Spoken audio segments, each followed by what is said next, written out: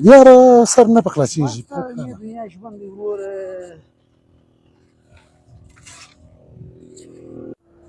بخښنه غواړم ستا ده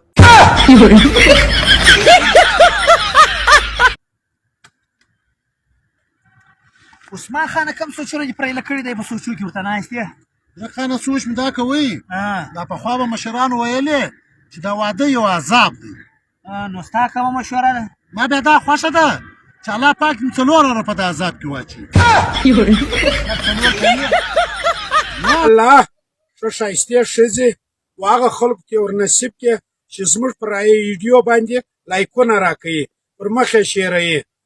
یا الله هغه خلکو ته بدرنګې ښځې ورنصیب کې کونډې ښځې ورنصیب کې چې زموږ پر ویډیو باندې رپورټونه وایي یا غلط کمنټونه کوي سلام ټماټر په څو یې دا په 100 روپۍ کیلو دی ټاټې هغه هم په 100 دی پهلوان واړه په 50 ولګوه یاره یا بای ډېره ګراني ده پهلوانه ستا دپاره دا هم په 9 روپۍ په ټاټې هم په 9 روپۍ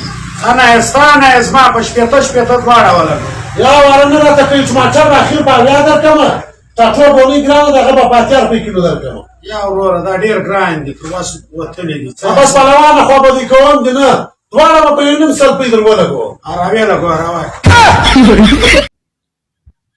سلام علیکم پهلوان وعلیکم سلام اورېدلې وو چې ستا نیکه وفات شوی دا څه رقم پوپت دا خو نه یې ورځ په سایکله را روان وه بس ګزار شولو وروره دا پښه یې خوش کړله بیا موږ هسپتال ویوړو څو شپې په هسپتال کې ژوندی ولو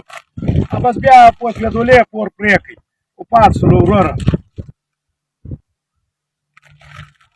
ستا نیکه څه درا وفات شولو هغه شپه پراوه مړ شو کش پریشانه په انتظار یې پهلوان تللی دلته په کلي کې واده دی هغه ورځې ما ورته لاړه اوس ورځې راوړې ما دې راغلی ورځې راوړلې دوی خو نو ورځې ختم کړې ما یې چوکې راوړې یاره ته لکه مار وخوړم دا څه وایه عثمانه؟ مار وخوړم پیرکه ته خو زما انډیوال یې ځکه چیرې مړ شومه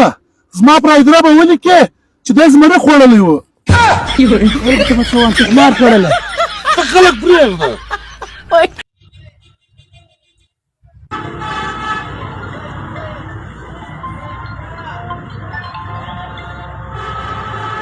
اورې جانو اورم جانو و جانو چیرې یې؟